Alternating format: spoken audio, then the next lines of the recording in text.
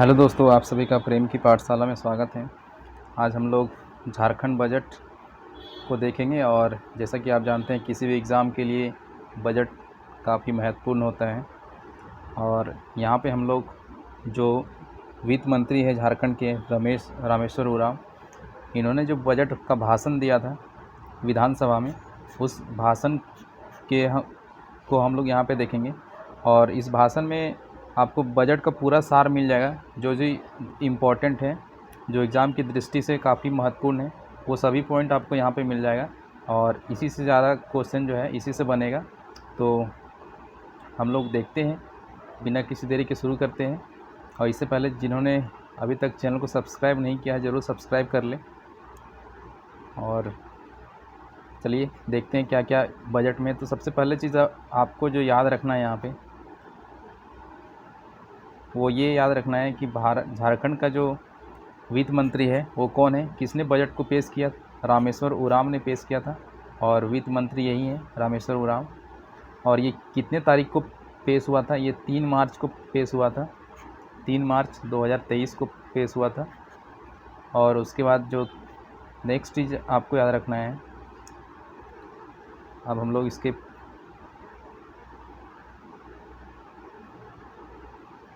यहाँ पे देखिए, मैंने सारा अंडरलाइन कर दिया। आपको कहीं से कुछ ज़्यादा मेहनत करने की ज़रूरत नहीं, आप बस यहाँ पे वीडियो को अच्छे से देखिए। और ये पीडीएफ आपको टेलीग्राम में मिल जाएगा, वहाँ से एक बार इसको आप खुद से पढ़ लेंगे तो आपको बहुत अच्छे से क्लियर हो जाएगा। यहाँ पे देखिए, जो इस बार का बजट है वो क्या है, हमीन कर बजट। यानी कि झारखंड सरकार ने एक पोर्टल लॉन्च किया था 2022-23 में, पहली बार हमर आपन बजट। ठीक है, ये हमर आपन बजट नाम से इन्होंने एक पोर्टल बनाया था और इसके द्वारा झारखंड के जो भी जनता है, सभी जनता से राय मांगा गया था।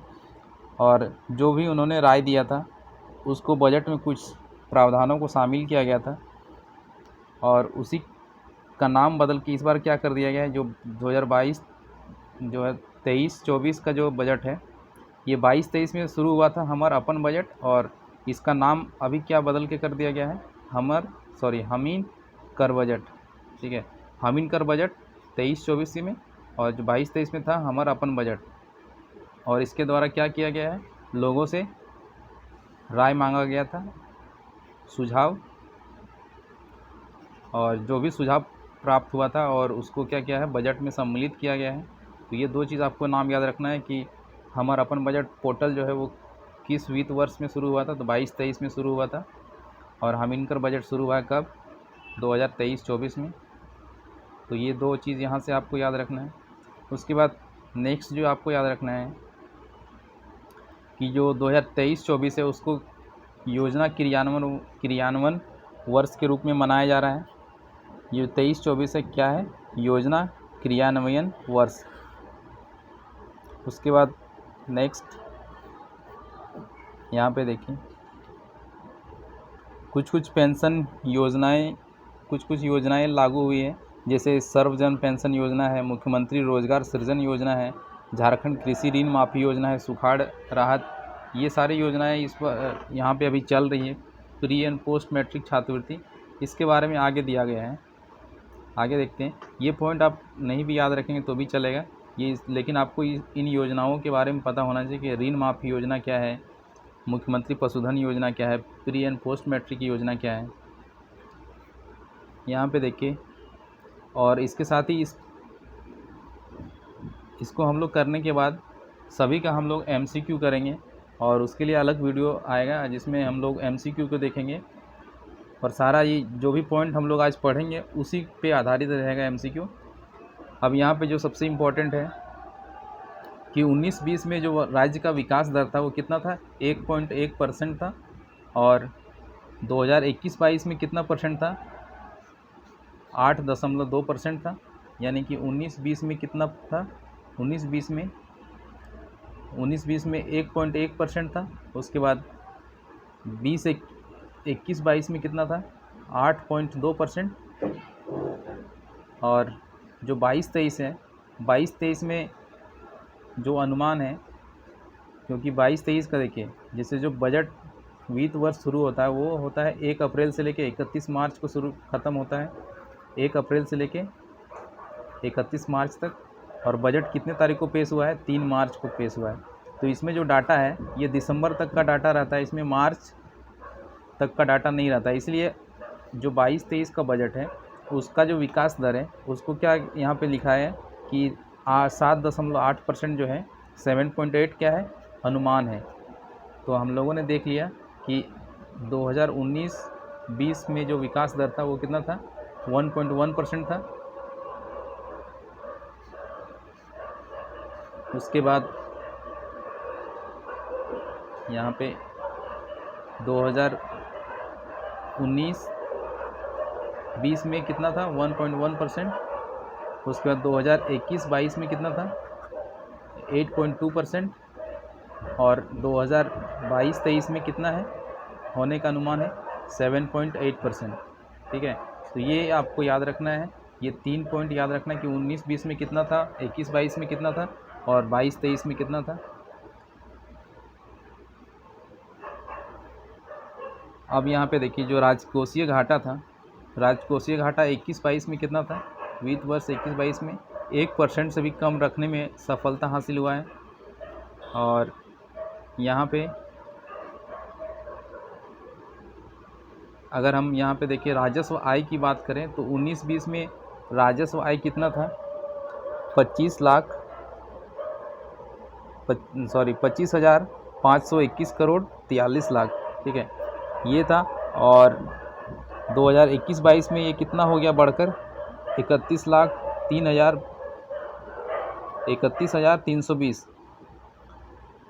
और 22-23 में ये कितना परसेंट वृद्धि के साथ बढ़ गया?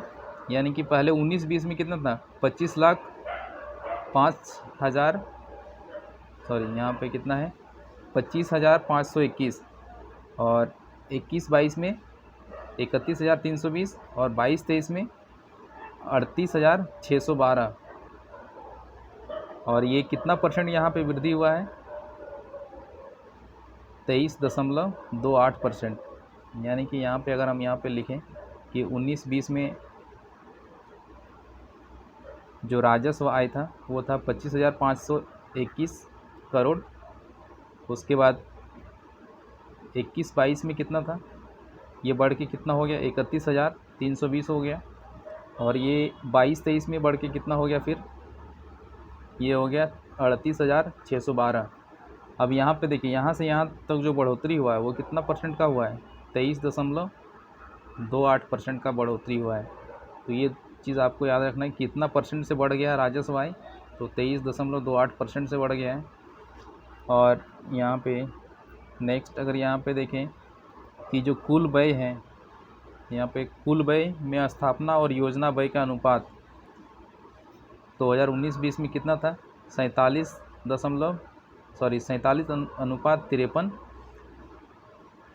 यानी कि जो स्थापना है, स्थापना और योजना का जो अनुपात यहाँ पे दिया गया है वो कितना है? 19-20 में 47:53 था, जो 22-23 में कितना बढ़ के हो गया?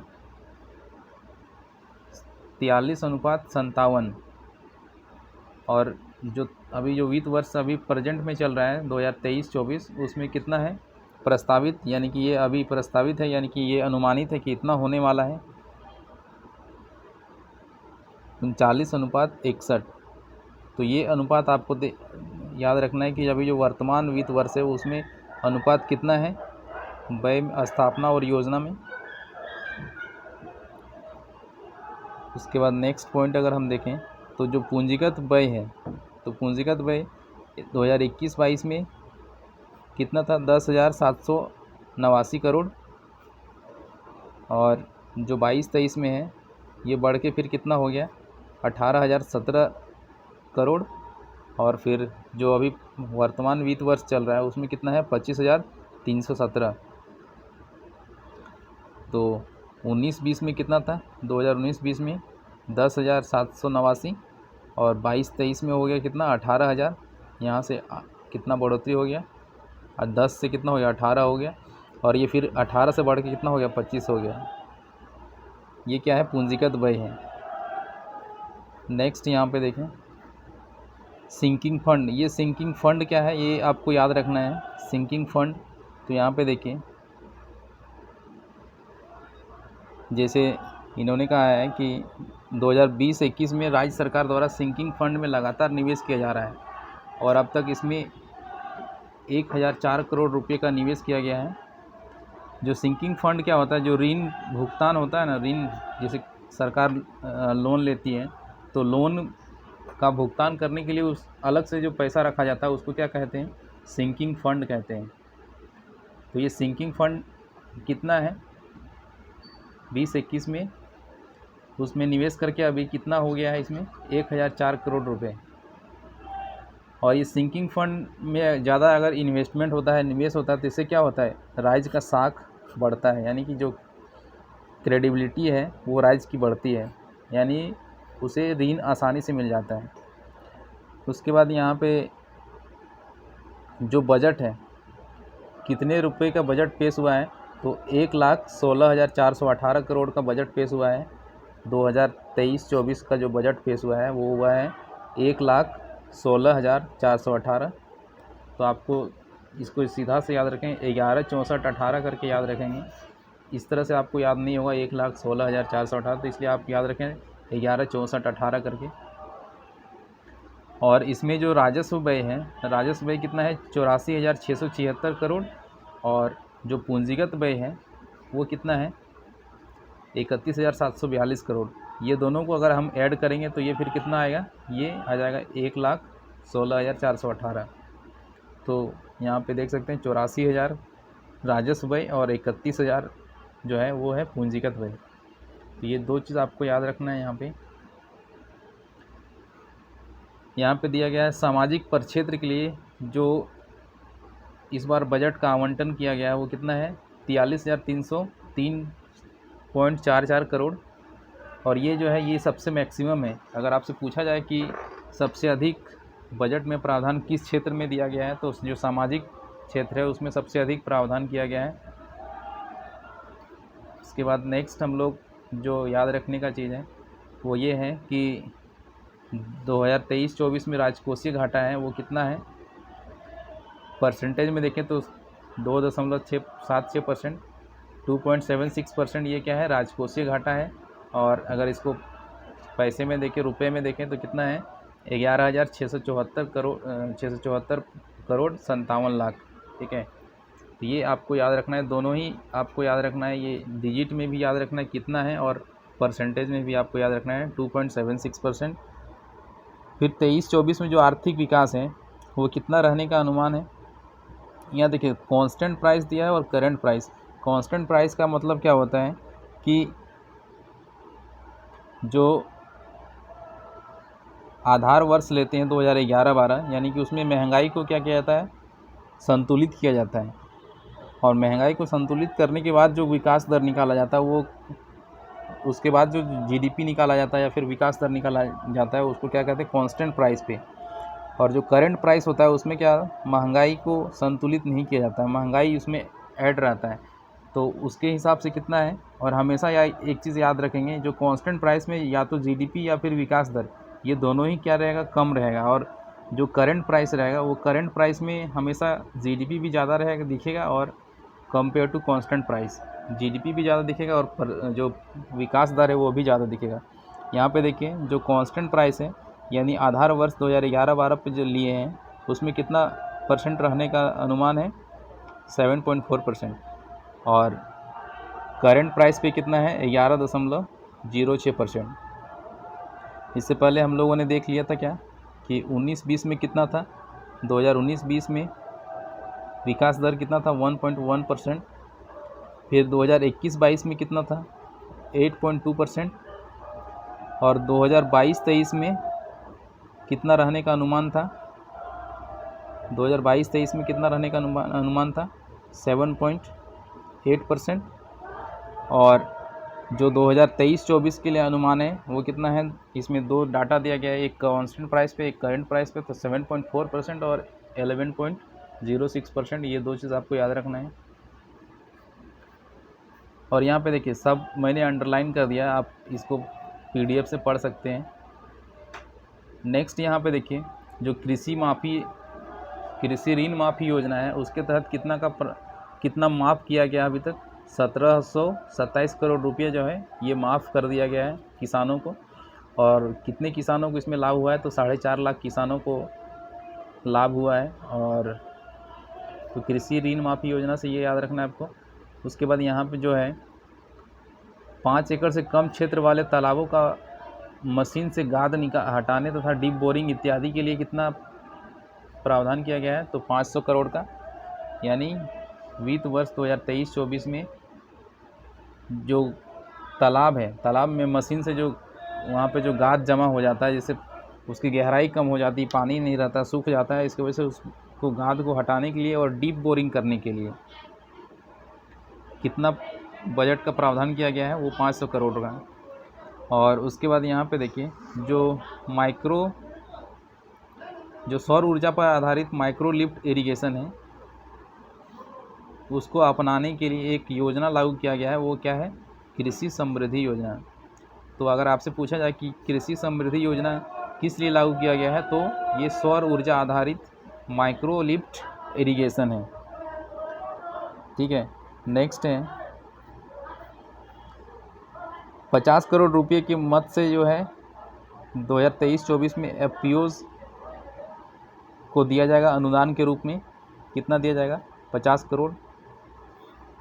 उसके बाद नेक्स्ट है यहाँ पे एक योजना शुरू किया जाएगा इसमें फसल सुरक्षा कार्यक्रम। तो फसल सुरक्षा कार्यक्रम किस लिए होगा? ये पेस्टिसाइड और फर्टिलाइज़र का उपयोग कम करने के लिए और नवीनतम तकनीक के साथ जैविक खेती की दिशा में अग्रसर होने के लिए किया जाएगा। यानी कि जो फसल सुरक्षा कार्यक्रम है वो जैविक खेती के लिए आप शुरू किया जाएगा। ये आप याद रखना है, आपको सीधा सा याद रखना है कि जैविक खेती के लिए कौन सा योजना है? फसल सुरक्षा कार्यक्रम। उसके बाद जो यूएनओ है, संयुक्त राष्ट्र संघ, उसने 2023 को अंतर्राष्ट्रीय मिलेट वर्ष घोषित किया है। मिलेट्स में जैसे मोटे अनाज आते हैं, जैसे यहाँ पे देखिए ज्वार है, रागी है, बाजरा है, कुटू है, रामदाना है, कंगनी है, कुटकी है, कोदो है, चीना है और सावा। ये सारे हैं क्या? मोटे अनाज में आते हैं, मिलेट्स में आते हैं। और यहाँ पे झारखंड सरकार ने भी जो है इसको प्रोत्साहित करने के लिए झारखंड मिलेट मशीन प्रारंभ मिशन जो है, झारखंड राज्य मिलेट मिशन प्रारंभ करेगी सरकार। और इसके लिए 50 करोड़ रुपये का प्रावधान किया गया है इस बजट में। तो यहाँ से आपको क्या क्या याद रखना है कि अंतर्राष्ट्रीय मिलेट वर्ष कौन सा है? 2023 को घोषित किया है यूएनओ ने। और किसके लिए किया गया है? मिलेट्स के लिए। और मिलेट्स में जो मोटे अनाज आते हैं वो कौन कौन से ना आते हैं? ये ज्वार, बाजरा, रागी, रामदाना, ये सब आपको याद रखना है। और झारखंड सरकार ने मिलेट्स के लिए कौन सा मिशन शुरू किया जाएगा? तो झारखंड सरकार के द्वारा झारखंड राज्य मिलेट मिशन शुरू किया जाएगा। और इसके लिए जो बजट में प्रावधान है वो है 50 करोड़ का। उसके बाद एक और योजना है मुख्यमंत्री पशुधन विकास योजना। इसके लिए बजट में 300 करोड़ रुपए का आवंटन किया गया है और ये पहले से चल रहा है योजना। उसके बाद यहाँ पे देखिए जमशेदपुर और गिरिडीह में डेयरी प्लांट लगाया जाएगा। गिरिडीह और जमशेदपुर में डेयरी प्लांट लगाया जाएगा। और रांची में मिल्क पाउडर प्लांट और मिल्क प्रोडक्ट प्लांट लगाया जाएगा। ठीक है। तो जो डेयरी प्लांट है वो कहाँ कहाँ लगाया जाएगा? गिरिडीह में और जमशेदपुर में। रांची में क्या लगाया जाएगा? तो मिल्क पाउडर प्लांट। और इसके लिए 180 करोड़ रुपये का प्रावधान किया गया है। उसके बाद यहाँ पे दिया है, पहले क्या था, जो दूध उत्पादक हैं उनको 1 रुपये प्रति लीटर के हिसाब से सब्सिडी मिलता था। ठीक है। अब इस सब्सिडी को जो सरकार ने कितना किया है? बढ़ा के 3 रुपये कर दिया गया प्रति लीटर। यानी कि अब जो दूध उत्पादक हैं उनको सब्सिडी कितना मिलेगा? 2023-24 के हिसाब से 3 रुपये की सब्सिडी मिलेगी। और 2022-23 में कितना मिल रहा था? 2 रुपये मिल रहा था। उसके बाद यहाँ पे देखिए जो पैक्स होता है, पैक्स, उसके द्वारा 2023-24 में 100 मिलियन टन क्षमता का कुल 566 और 500 मिलियन टन मैट्रिक टन होगा ये मैट्रिक टन 100 मैट्रिक टन क्षमता का 566 और 500 मैट्रिक टन का 146 गोदामों का निर्माण करने का लक्ष्य रखा गया है। 100 मैट्रिक टन का 566 और 500 मैट्रिक टन का कितना 146। उसके बाद है जो कृषि है, कृषि के लिए जो बजट में कितना परसेंट का इस बार वृद्धि किया गया है, तो 11.84% यानी कि 11.84% का वृद्धि किया गया है। और ये बढ़ा के कितना हो गया, इतना परसेंट बढ़ के 4,627 करोड़। तो बस आपको परसेंट याद रखना है कि कितना परसेंट इसमें वृद्धि हुआ है इस बार, तो 11.84%। अब देखिए ग्रामीण विकास है, तो ग्रामीण विकास में क्या क्या लक्ष्य रखा गया है, तो 2023-24 के बजट जो वित्त वर्ष है, इस वित्त वर्ष में 900 करोड़ मानव दिवस सृजन करने का लक्ष्य रखा गया है कि 23-24 में 9 करोड़ मानव दिवस सृजन किया जाएगा। और इसके लिए जो बजट में प्रावधान है वो है 1260 करोड़ रुपये का। उसके बाद एक योजना है बिरसा सिंचाई कूप संवर्धन मिशन, इसको लागू करने का इस बार प्रस्ताव है। इसमें क्या होगा कि किसानों के व्यक्तिगत भूमि पर सिंचाई कूप का निर्माण किया जाएगा और इससे प्रत्येक लाभुक को 50,000 रुपये जो है सामग्री मद में और शेष राशि जो है मनरेगा योजना के द्वारा दिए जाने का प्रावधान है।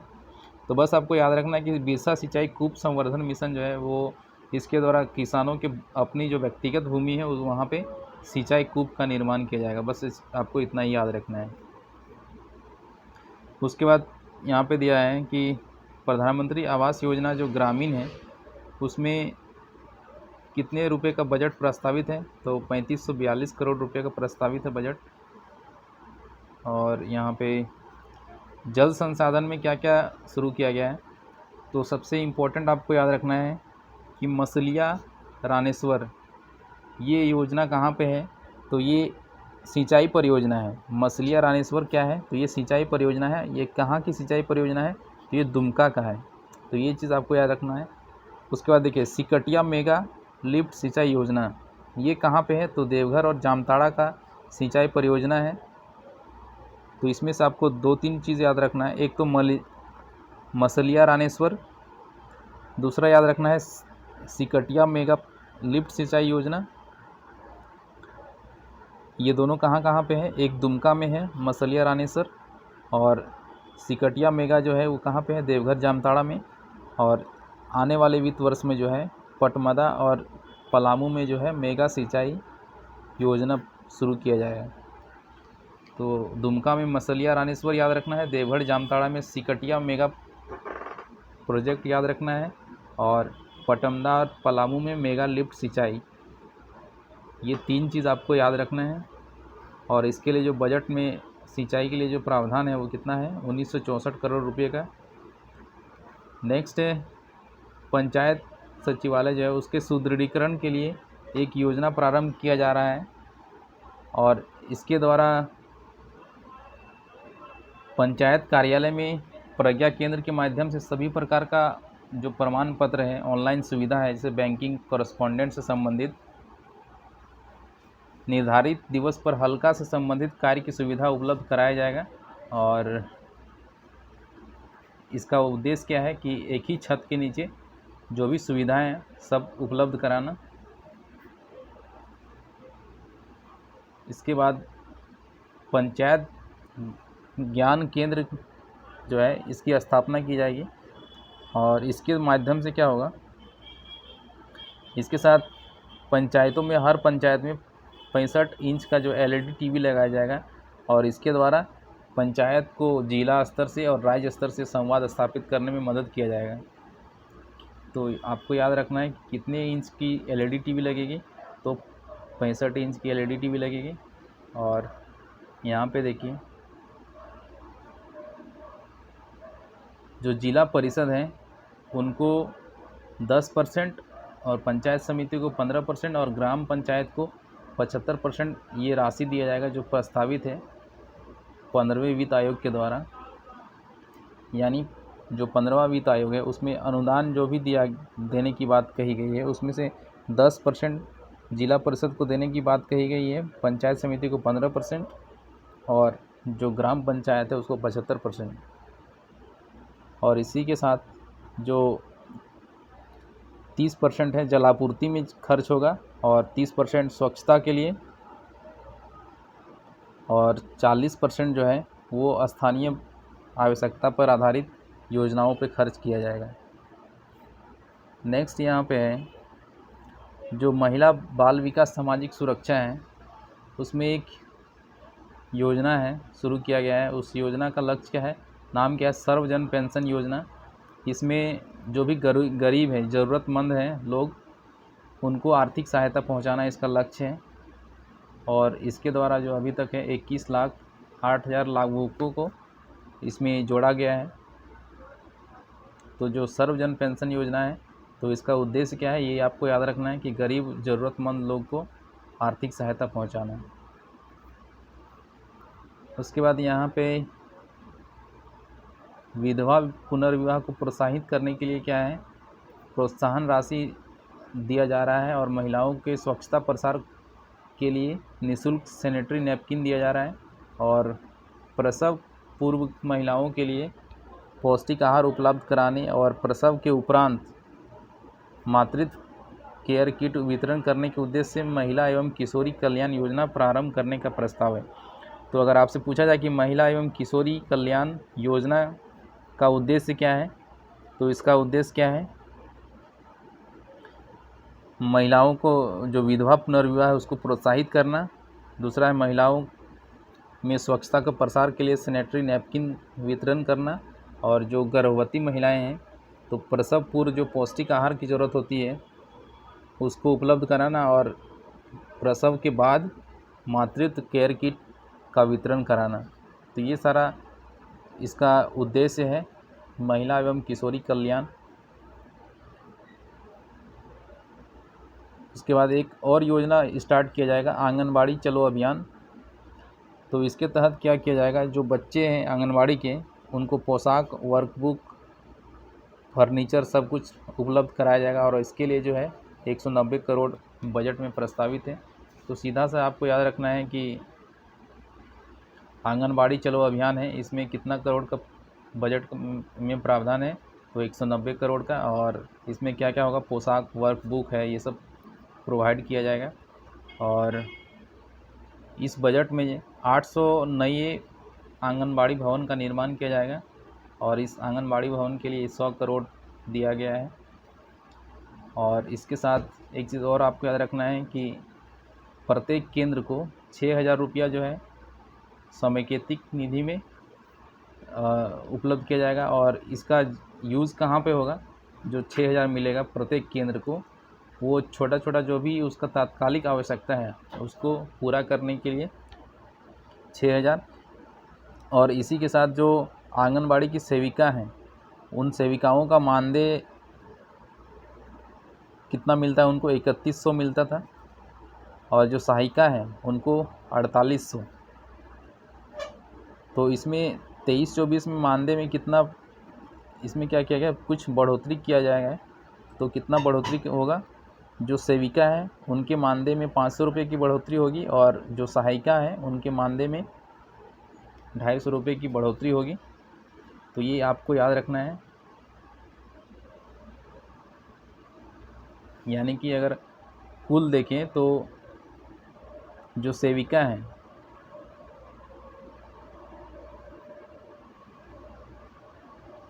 इन सेविका और सहायिका है, इनके मानदेय में कितना से बढ़ोतरी हुआ है, 3100 से 4800 रुपये का बढ़ोतरी हुआ है। और अगर मासिक मानदेय देखें तो इसमें सेविकाओं के लिए 500 रुपये और सहायिकाओं के लिए 250 रुपये का वृद्धि किया जाएगा इस बार।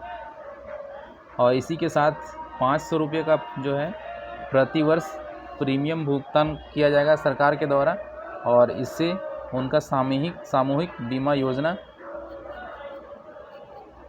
आच्छादित करने का प्रस्ताव किया गया है। उसके बाद है जो सेविका हैं सभी को स्मार्टफोन दिया जाएगा इस बार। और नेक्स्ट यहाँ पे है, अगर महिला, बच्चों और सामाजिक सुरक्षा के लिए अगर बजट में प्रावधान देखें तो 2019-20 के तुलना में इस बार जो है 66% का वृद्धि हुआ है। यानी कि मान लीजिए 100 रुपया पहले मिलता था तो अब उसको बढ़ा कितना कर दिया गया, 166 रुपया कर दिया गया, 66%। ठीक है। अब शिक्षा में क्या क्या सुधार किया गया है, तो शिक्षा में लक्ष्य रखा गया है कि 23-24 का जो वर्ष है उसमें 0 ड्रॉप आउट पंचायत बनाने का लक्ष्य रखा गया है। यानी कि पंचायत में जो भी बच्चे हैं वो कोई भी बच्चा ऐसा नहीं हो जो ड्रॉप आउट करे और सभी का नामांकन हो। तो ये 0 ड्रॉप आउट पंचायत का लक्ष्य रखा गया है।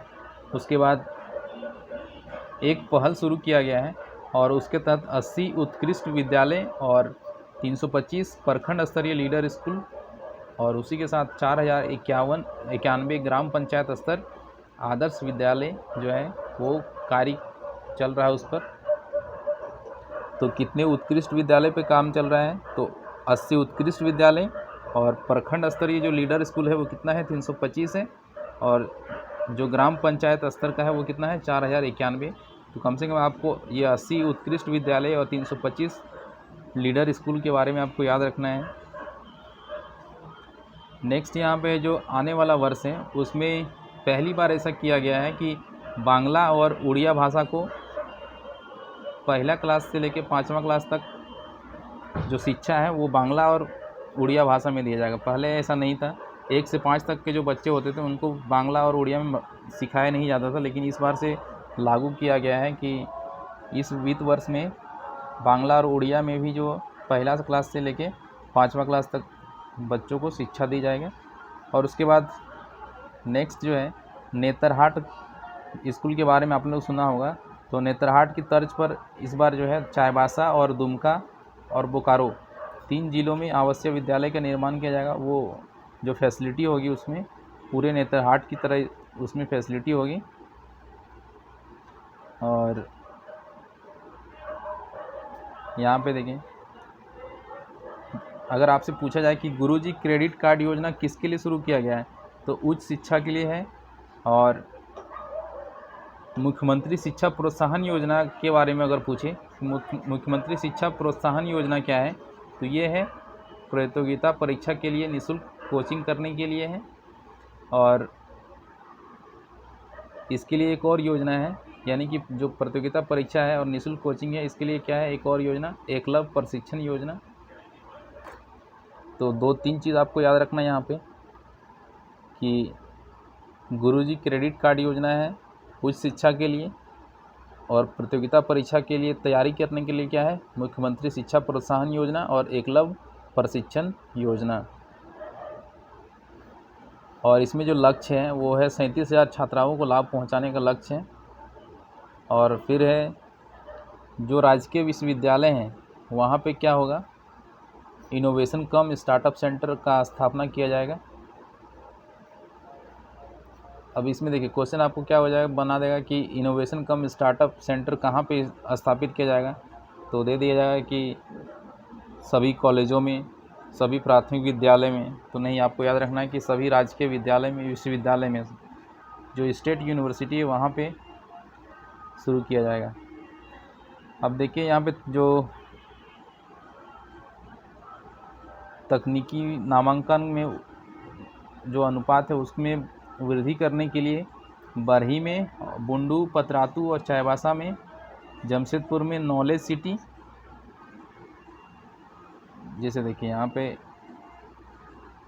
जो नॉलेज सिटी है, नॉलेज सिटी किसको कहा गया है, खूंटी को। ठीक है, तो खूंटी हो गया जमशेदपुर, बरही, बुंडू, पतरातू और चाईबासा। यहाँ पे क्या होगा, पॉलिटेक्निक कॉलेज खोला जाएगा, राजकीय पॉलिटेक्निक कॉलेज। तो ये नाम आपको याद रखना है, बरही, बुंडू, पतरातू, चाईबासा, जमशेदपुर और खूंटी में राजकीय पॉलिटेक्निक। अगर आपसे यहाँ पूछा जाए कि नॉलेज सिटी किसको कहा जा रहा है या कौन से ज़िले को नॉलेज सिटी के नाम से जाना जाता है, तो ये हो जाएगा क्या, खूंटी। नेक्स्ट यहाँ पे जो आपको याद रखना है वो स्वास्थ्य, शिक्षा, परिवार कल्याण में तो बोकारो और रांची में एक मेडिकल कॉलेज खोला जाएगा। उसके बाद पलामू, चाईबासा और दुमका में क्या होगा, मनोचिकित्सा केंद्र खोला जाएगा। 3 जिला है, पलामू है, चाईबासा है और दुमका। यहाँ पे क्या खोला जाएगा, मनोचिकित्सा केंद्र। और मेडिकल कॉलेज कहाँ खोला जाएगा, बोकारो और रांची में। तो ये आपको याद रखना है। उसके बाद रांची में जो है वो अल्कोहल डी एडिक्शन सेंटर खोला जाएगा। तो आपसे पूछा जाएगा कि अल्कोहल डी एडिक्शन सेंटर कहाँ खोला जाएगा, तो रांची में। उसी के साथ फिर चलंत ग्राम क्लिनिक का भी संचालन किया जाएगा और नए नर्सिंग कॉलेज और फार्मेसी कॉलेज की स्थापना की जाएगी। नेक्स्ट आपको जो याद रखना है वो जो स्वस्थ भारत मिशन है ग्रामीण फेज़ 2, उसमें ठोस और तरल कचरा प्रबंधन के आधार पर गांवों को एक स्टार रेटिंग दिया गया है। तो फर्स्ट स्टार, 3 स्टार और 5 स्टार।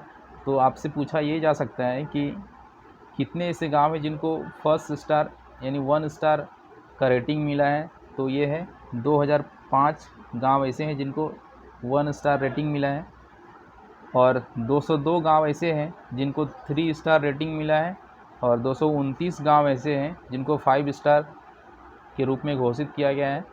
तो आपको याद रखना है 5 स्टार कितने हैं, 229 गांव, 3 स्टार कितने हैं, 209 और सबसे ज़्यादा 2005 कितने हैं, 1 स्टार। और ये किस योजना के तहत है, तो स्वस्थ भारत मिशन ग्रामीण फेज़ 2। फिर जो नेक्स्ट आपको याद रखना है वो ये याद रखना है कि मुख्यमंत्री सारथी योजना, इसमें क्या है, मुख्यमंत्री सारथी योजना में कि इसके द्वारा कौशल प्रशिक्षण दिया जाएगा। इसके द्वारा जो है युवक और युवतियों को कौशल प्रशिक्षण दिया जाएगा और जब प्रशिक्षण पूरा हो जाएगा और उसके बाद अगर आपको रोज़गार नहीं मिलता है तो 6 महीना तक आपको कितना, जो पुरुष हैं उनको 1000 रुपये और जो महिलाएं हैं और जो दिव्यांग हैं उनको 1500 रुपये का स्टाइपन मिलेगा। यानी कि जो मुख्यमंत्री सारथी योजना है उसके द्वारा आपको कौशल सिखाया जाएगा, यानी स्किल का ट्रेनिंग दिया जाएगा। और ट्रेनिंग जैसे पूरा होता है तो उसके बाद अगर आपको रोज़गार नहीं मिलता है, जॉब नहीं मिलता, तो 6 महीने तक जो मेल है उनको 1000 रुपये का स्टाइपन मिलेगा और जो फीमेल है या फिर जो दिव्यांग है यानी डिजेबल उनको क्या मिलेगा, 1500 रुपये मिलेगा। यही है मुख्यमंत्री सारथी योजना। नेक्स्ट आपको याद रखना है कि जो मुख्यमंत्री रोज़गार सृजन योजना है इसके द्वारा जो एसटी हैं, जो एससी हैं और जो अल्पसंख्यक हैं और ओबीसी हैं, साथ ही जो दिव्यांग हैं उनको स्वरोजगार करने के लिए बहुत ही कम रेट पर जो है लोन दिया जाएगा। और इसमें देखिए आगे दिया गया है कि इसमें जो लक्ष्य है वो 2 लाख युवाओं को लाभ पहुंचाने का लक्ष्य इस बार रखा गया है 2023-24 में। इस योजना के तहत, किस योजना, मुख्यमंत्री रोज़गार सृजन योजना, सीएम एम्प्लॉयमेंट जनरेशन प्रोग्राम, इसके तहत क्या कितने युवाओं को लाभ पहुंचाने का लक्ष्य है, 2 लाख युवाओं को। और इसमें क्या होता है, तो जो एससी हैं, जो एसटी हैं, जो ओबीसी है, जो अल्पसंख्यक है और उसके बाद जो भी दिव्यांग है उनको सस्ते दर पर जो है ऋण मुहैया कराना है, इसका लक्ष्य।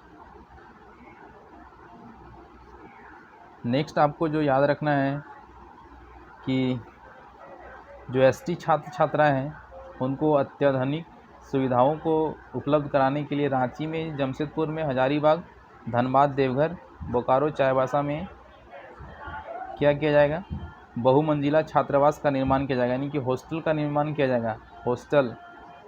हॉस्टल का निर्माण कहाँ कहाँ किया जाएगा, रांची में, जमशेदपुर में, हजारीबाग में, धनबाद बोकारो चाईबासा देवघर, ठीक है। तो यहाँ पे बहुमंजिला छात्रावास का निर्माण किया जाएगा। किसके लिए? एससी के लिए नहीं, एसटी के लिए। उसके बाद है 23-24 में छात्रावासों जो भी हॉस्टल है वहाँ पे सभी हॉस्टल में मॉडल लाइब्रेरी बनाया जाएगा। और एक चीज़ और है यहाँ पे कि छात्रावास में निःशुल्क भोजन भी उपलब्ध कराया जाएगा। फिर नेक्स्ट है जो भी जनजातीय सांस्कृतिक और कला केंद्र है वहाँ पे पारंपरिक वाद्य यंत्र की आपूर्ति करने का प्रस्ताव है इस बार बजट में। फिर आपने पढ़ा होगा शासन व्यवस्था, तो जो मानकी मुंडा शासन व्यवस्था होता है इसमें मानकी है, मुंडा है, डाकुआ है, इनको जो भी इनका काम है, न्यायिक काम है या फिर प्रशासनिक काम है, तो इसके लिए इनको क्या होगा, दोपहिया वाहन दिया जाएगा, यानी कि बाइक दिया जाएगा। किसे? जो भी मानकी मुंडा डाकुआ है। किस शासन व्यवस्था के? तो मुंडा मानकी व्यवस्था कि जो डाकुआ है, मुंडा है, उनको क्या मिलेगा? बाइक मिलेगा। नेक्स्ट जो आपको याद रखना है वो ये याद रखना है कि जो SS4 स्टेट हाईवे नंबर 13 का संबंध किससे है? तो कोडरमा, जमुआ, गिरिडीह, टुंडी, गोविंदपुर, यानी कि कोडरमा से वो शुरू होकर जमुआ होते हुए गिरिडीह, गिरिडीह के बाद टुंडी होते हुए गोविंदपुर जाएगा। ये एक क्या है? एक 4 लेन रोड है, स्टेट हाईवे है, तो ये आपको याद रखना है। ये सब योजना है जो इस बार स्टार्ट किया जाएगा। और यहाँ पे जो है बाह्य संपोषित परियोजना, यानी कि बाहर से जो भी संपोषित यानी योजना होगा, यानी कि बाहर से जो पैसा मिल रहा है उसके द्वारा 400 किलोमीटर का रोड का निर्माण किया जाएगा। कितना? 400 किलोमीटर रोड का निर्माण किया जाएगा। अब ग्रामीण कार्य जो है उसमें देखिए क्या क्या है। जो प्रधानमंत्री ग्राम सड़क योजना है उसके तहत 3100 किलोमीटर रोड और 143 पुल का निर्माण किया जाएगा। और जो मुख्यमंत्री ग्राम सड़क योजना है उसके द्वारा जो भी बाज़ार है, हाट है, पंचायत है, मध्य विद्यालय है, पोस्ट ऑफिस है, सबको पक्की सड़क से जोड़ा जाएगा। तो दो है, एक प्रधानमंत्री ग्राम सड़क योजना और एक है मुख्यमंत्री ग्राम सड़क योजना। तो जो प्रधानमंत्री ग्राम सड़क योजना है उसके तहत जो है 3100 सड़क बनाया जाएगा और 143 पुल। और मुख्यमंत्री ग्राम सड़क योजना के द्वारा जो है पंचायत हो, हाट हो, मध्य विद्यालय हो, उच्च विद्यालय, पोस्ट ऑफिस हो, बैंक हो, सबको पक्की सड़क से जोड़ा जाएगा। फिर नेक्स्ट जो आपको याद रखना है वो नगर विमानन ने। इसमें कहा गया है कि देवघर और जमशेदपुर से जो है कॉमर्शियल उड़ान शुरू किया जाएगा और दुमका और बोकारो में जो हवाई अड्डा है वहाँ से भी उड़ान शुरू किया जाएगा। और इसी के साथ फिर साहेबगंज में है, वहाँ पे भूमि को चिन्हित किया गया है। किसके लिए? टेक्निकल फिजिबिलिटी सर्वे कराया गया है हवाई अड्डा बनाने के लिए, यानी कि साहेबगंज में भी हवाई अड्डा बनाया जाएगा। और इसके लिए जो है जो भारतीय विमानपत्तन प्राधिकरण है उसके साथ MOU भी किया गया है। उसके बाद दुमका में commercial pilot licence with multi engine rating का ट्रेनिंग देने के लिए जो है जो DGCA है उसे अनुमोदन प्राप्त करने की प्रक्रिया जो है प्रक्रियाधीन है। और यहाँ पे 30 ट्रेनर को ट्रेनिंग यहाँ पे दिया जाएगा कॉमर्शियल पायलट लाइसेंस का। तो ये आपको याद रखना कितने प्रशिक्षुओं को ट्रेनिंग दिया जाएगा, तो 30 को। कहाँ पे दिया जाएगा? दुमका में। किस चीज़ का ट्रेनिंग? कॉमर्शियल पायलट लाइसेंस का। और एक एयर एम्बुलेंस योजना है। ये एयर एम्बुलेंस सेवा किसके लिए शुरू किया जाएगा? तो झारखंड की आम जनता के लिए, यानी कि सस्ते दर पर जो है उनको एम्बुलेंस सेवा उपलब्ध होगी। उसके बाद झारखंड में जो है लोगों को कितना यूनिट बिजली फ्री मिल रहा है? तो 100 यूनिट बिजली जो है मुफ्त मिल रहा है। और ये कब से दिया जा रहा है 100 यूनिट मुफ्त बिजली? तो अगस्त 2022 से दिया जा रहा है। और इस बार के बजट में 2300 करोड़ रुपए का इस पर प्रस्ताव रखा गया है। फिर उसके बाद है रिवैम्प्ड डिस्ट्रीब्यूशन सेक्टर।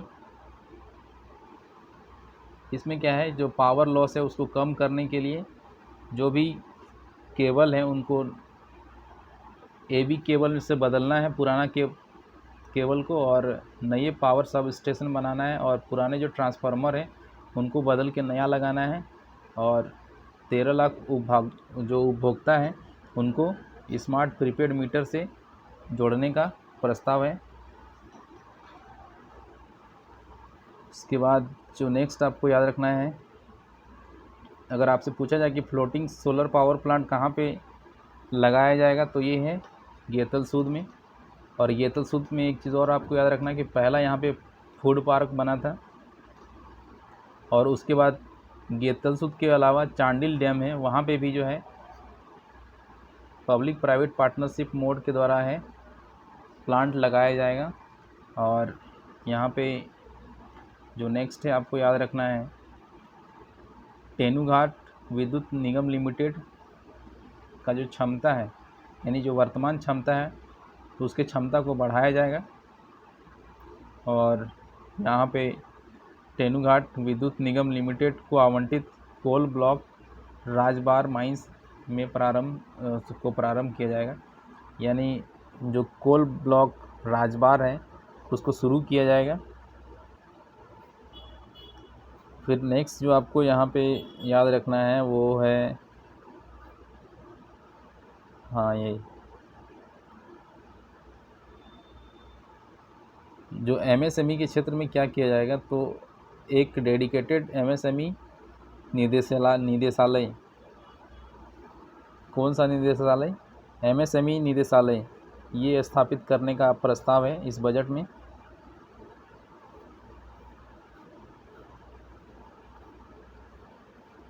उसके बाद जो स्वच्छ सर्वेक्षण है 2022, उसमें झारखंड के 100 निकायों से कम वाले राज्य की श्रेणी में द्वितीय स्थान प्राप्त हुआ है। तो अगर आपसे पूछा जाए कि स्वास्थ्य सर्वेक्षण 2022 में झारखंड को कौन सा स्थान प्राप्त हुआ है, तो सेकंड मिला है। तो किस श्रेणी में मिला है, तो 100 निकायों से कम वाले राज्य की श्रेणी में। और जो बुंडू है और चाईबासा है उसको फीडबैक के श्रेणी से सम्मानित किया गया है। तो फीडबैक श्रेणी से किसे सम्मानित किया गया है, तो बुंडू और चाईबासा को। इसके अलावा जमशेदपुर को 3 स्टार गार्बेज फ्री सिटी घोषित किया गया है, और जो मानगो है उसको 1 स्टार गार्बेज फ्री सिटी प्रमाणित किया गया है, यानी कि सर्टिफिकेट मिला है 3 स्टार और 1 स्टार गार्बेज फ्री सिटी को। तो जो 3 स्टार है वो जमशेदपुर को मिला है, और जो मानगो है उसको 1 स्टार मिला है। उसके बाद अमृत 2.0 योजना के तहत जो है 45 तालाबों का जीर्णोद्धार किया जाएगा। उसके अलावा यहाँ पे आपको याद रखना है कि जो एशियन विकास बैंक है, एशियन डेवलपमेंट बैंक, उसके द्वारा झुमरी तिलैया, मेदिनीनगर और रांची, यहाँ पे शहरी जलापूर्ति योजना शुरू किया जाएगा। झुमरी तिलैया में, मेदिनीनगर में और रांची में जो है इंटेक वर्क्स का निर्माण किया जाएगा। तो अगर आपसे पूछा जाए कि एशियन विकास बैंक की सहायता से कहाँ पे शहरी जलापूर्ति योजना शुरू किया जाएगा, तो झुमरी तिलैया में और मेदिनीनगर में। और वहीं अगर पूछा जाए कि वर्ल्ड बैंक की सहायता से कहाँ पे शुरू किया जाएगा, तो वर्ल्ड बैंक की सहायता से कहाँ कहाँ किया जाएगा, तो यहाँ पे देखिए लोहरदगा है, गुमला है और कपाली नगर। लोहरदगा, गुमला और कपाली नगर, यहाँ पे शहरी जलापूर्ति योजना है। तो 2 चीज़ आपको याद रखना है, एक तो वर्ल्ड बैंक कहाँ पे मदद कर रहा है, और एक एशियन डेवलपमेंट बैंक कहाँ कर रहा है। तो जो एशियन डेवलपमेंट बैंक है वो कहाँ, झुमरी तिलैया और मेदिनीनगर। मेदिनीनगर का पुराना नाम क्या था, डाल्टनगंज। और जो वर्ल्ड बैंक है वो लोहरदगा, गुमला और कपाली नगर। इसके अलावा पर्यटन को जो है उद्योग का दर्जा दिया गया है। तो ये चीज़ याद रखना है आपको कि किसे उद्योग का दर्जा दिया गया है, तो पर्यटन को उद्योग का दर्जा दिया गया है, और इसके लिए जो है एक पर्यटन नीति बनाया जाएगा। और इसके अलावा नेतरहाट में नेतरहाट टूरिस्ट डेवलपमेंट अथॉरिटी बनाया जाएगा नेतरहाट को विकसित करने के लिए। और यहाँ पे देखिए सिद्धू कान्हू युवा क्लब, इसका संबंध किससे है? तो ग्रास रूट में ट्रेनिंग सेंटर बनाने के लिए, खेलकूद को बढ़ावा देने के लिए। तो ग्रास रूट ट्रेनिंग सेंटर और सिद्धू कान्हू युवा क्लब का संबंध किससे है? तो खेलकूद को बढ़ावा देने से संबंध है। फिर यहाँ पे इन्होंने दिया है कि जो आपकी योजना आपकी सरकार आपके द्वार, इसके द्वारा क्या किया गया था? लोगों ने आवेदन दिया था, उसमें से कितना आवेदन प्राप्त हुआ था? 55 लाख आवेदन प्राप्त हुआ है और उसका निस्तारण किया जा रहा है अभी। नेक्स्ट आपको जो याद रखना है कि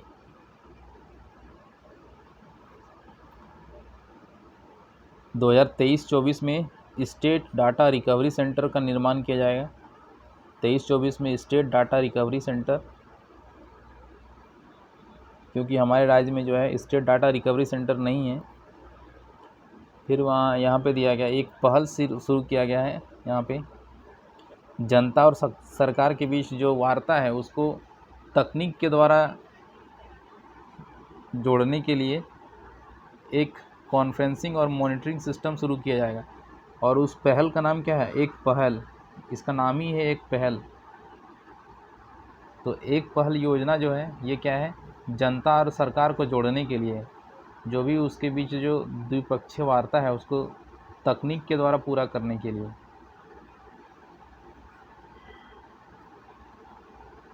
फिर यहाँ पे है जो जेल है यानी कि जो कारा है, वहाँ पे ओवर क्राउडिंग की समस्या को दूर करने के लिए नए जेल का निर्माण किया जाएगा। कहाँ कहाँ? चक्रधरपुर में और चांडिल में। तो 2 जगह कहाँ कहाँ जेल का निर्माण किया जाएगा? उप कारा का निर्माण चांडिल और चक्रधरपुर में। उसके बाद ये सबसे इम्पॉर्टेंट चीज़ यहाँ पे आपको याद रखना है कि आउटकम बजट। तो कितने विभागों का आउटकम बजट पेश किया गया है? तो 13 विभागों का आउटकम बजट पेश किया गया है 2023-24 में। और ये कितनी बार? तो ये लगातार तीसरी बार जो है ये आउटकम बजट पेश किया गया है, लगातार तीसरी बार। और ये शुरू कब हुआ था? तो 2021-22 का जो बजट है उसमें पहली बार आउटकम बजट को लागू किया गया था और 2021-22 के बाद से लगातार इस बार तीसरी बार जो है आउटकम बजट पेश किया गया है। कितने विभाग का? तो 13 विभाग का पेश किया गया है, ये आपको याद रखना है। उसके बाद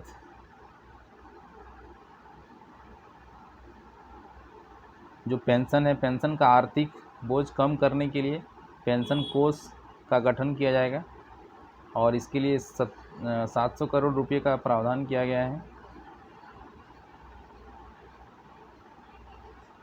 फिर यहाँ पे देखिए ये पूरा ख़त्म हो जाता है।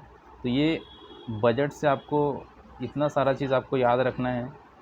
इस पे आपको वीडियो मिलेगा, MCQ हम लोग करेंगे। इसका MCQ जो भी हम लोगों ने आज अभी पढ़ा इसको MCQ के फॉर्मेट में आपको मिलेगा, वहाँ से आप MCQ करेंगे। और इसके अलावा फिर हम लोग जो आर्थिक सर्वेक्षण है, आर्थिक सर्वेक्षण के भी MCQ और जो भी इसके जो इम्पोर्टेंट पॉइंट्स हैं उसको हम लोग देखेंगे। तो अगर वीडियो अच्छा लगा तो लाइक ज़रूर करें, दोस्तों के साथ शेयर करें और अगर चैनल के साथ पहली बार जुड़े हैं तो सब्सक्राइब करना ना भूलें। मिलते हैं एक नए वीडियो में, तब तक के लिए धन्यवाद।